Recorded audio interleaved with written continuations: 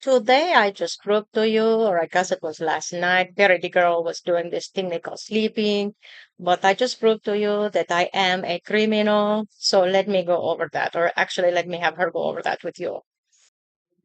So firstly, we have Marina Abdula, or Primal Belle, telling the internet where she was on those dates to clear up rumors. That's a crime. You just proved that you know about what you're accused of, and you're accused of it by law enforcement, not by the internet. The internet is just talking about it and speculating and hypothesizing and sharing evidence and documentation for why we believe what we believe. You need to tell this to them. And by not doing that, you are committing a crime. And you just proved your awareness, which is actually really stupid, but I think anybody would know that we can see that you're aware, you're not live streaming anymore, and you alter, as Luna said, you alter your Instagram selfie posting whenever more information comes out, like on days when all of that stuff was released about Ilyas and Angelina, you privatized your Instagram. And when Luna started speaking out, you stopped uploading selfies for a while. So everything she said has turned out to be completely true. She said that you are not dead, and you're not. And you also let us know, very stupidly, that you are 100% aware of what you're accused of. So that makes you a criminal. That 110 STPO code that's on the warrant is about evading law enforcement. So you're committing that crime right now.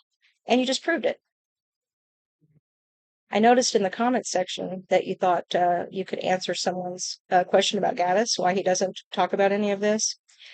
He's just not finding it very interesting. Something along those lines is what you said. Yeah, it's a crime not to answer, just like it is for you. When a court issues a warrant for you and you don't answer it and you evade law enforcement, that's a crime. So you're both committing that crime.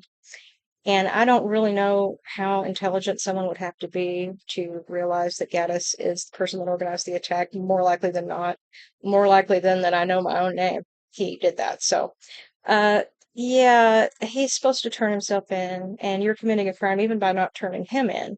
But you're wanted too. So you should be addressing all of this with them, not with us.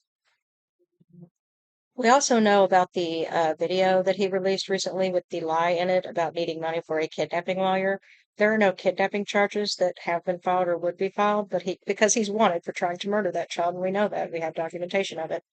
So that's a crime, and you're part of that sitting there with the person doing it. The likelihood that those funds would be used again for crime when that's already happened in the past with other scams being run on the internet using YouTube and Telegram to raise money for things other than what the person is saying they're raising money for. Because he never contacted a lawyer in the past when he ran that scam before. He never contacted any lawyer to see his son, but he threatened to kill the child in text messages because he's such a genius. So I didn't see the first wave of commenting, but people are confirming that their questions and their comments pointing out certain things that you didn't want pointed out were deleted.